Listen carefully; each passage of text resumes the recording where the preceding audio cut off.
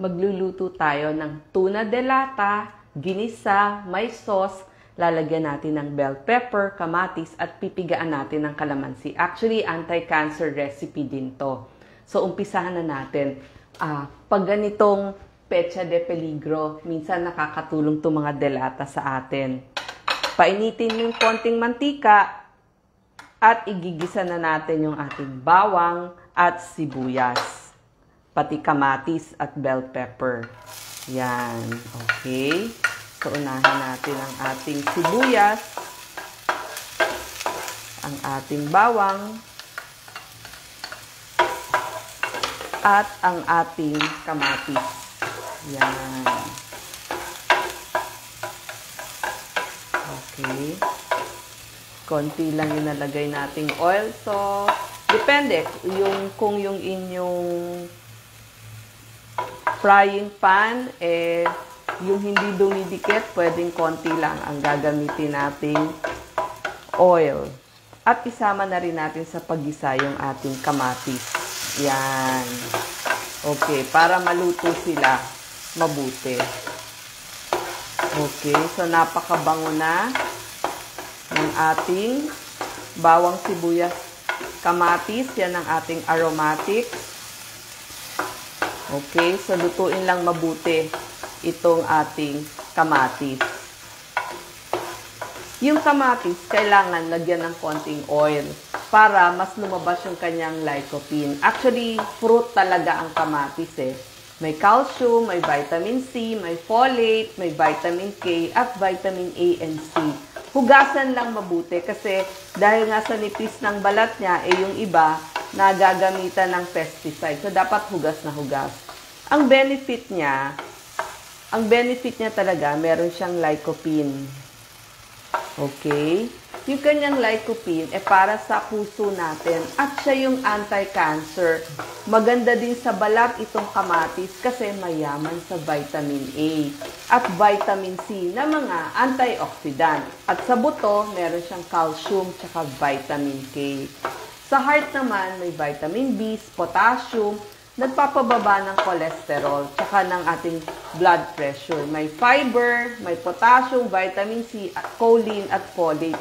Lahat ho yan nakakatulong doon sa ating puso. At sa mata, syempre, may vitamin A. Pwede nyo na rin isama yung inyong bell pepper. Yan. Okay, sa paggisa. At habang ginigisa natin, so, vitamin A para sa ating mata, anti-cancer, vitamin C at antioxidants. Pwede po ito sa diabetic ang ating kamatis kasi may fiber. Anti-constipation pa. Okay? Ito namang ating tuna. Alam niyo ba ang tuna de lata? Siksik ho sa nutrisyon ang ating tuna de lata. Kasi may vitamin B12. Para sa paggawa ng red blood cell, yung vitamin B12. Iwas anemia din. Tsaka sa heart, may omega-3 fatty acid, pampababa ng bad cholesterol o yung tinatawag natin na LDL. Okay, so nakita natin may konting sabaw siya. Ang pinili ko yung water-based, pero pwede din yung oil-based. Depende sa tuna na gusto ninyo. Alam nyo ba, dun sa pag-aaral ng WebMD, nag-aral sila ng 40,000 na kababaihan. Kumakain ng tuna ilang beses sa isang linggo. Tapos napansin nila, bumaba ng 68% yung risk ng pagkakaroon ng dry eye. So maganda ito sa retinal health ng ating mata. Kasi nga may omega-3 fatty acid. Tapos nagpapababa din ng risk ng cancer dahil nga dun sa kanyang antioxidant na omega-3 fatty acid na nagpapababa ng risk o paglaki ng tumor cells at mga pamamaga. Sa mga gustong magpapayat, ito po yung laman ng tuna. Tignan nyo. Siya yung lean meat. Puro protina, pero low calorie. So, matagal kang busog. Kaya doon sa mga gustong magpapayat, ito yung makakatulong sa inyo. Vitamin D, siya po yung pagkain na may vitamin D para sa inyong buto at immunity. So, paglaki ng bata, kailangan nila ng vitamin D. May minerals din, iron, vitamin B6, potassium, selenium, iodine, kasi seafood nga to. So, ang ganda, di ba? Itong ating bell pepper, kaya siya yellow. Una, green yan eh. Nagiging yellow. Tapos, nagiging red. So, yung red, yung pinakamaraming beta-carotene. Pero ang bell pepper natin, ha, mayaman yan sa vitamin C. Anyway, habang niluluto, pwede ho natin siyang pigaan ng kalamansi. Yan. Pwede pong lemon, pwede pong kalamansi kung wala tayong lemon. Kasi magtanim ka lang nga sa bakuran mo ngayon, marami ng lemon o kalamansi na makukuha. Ito yung magsisilbing pangpalasa. Yan, okay?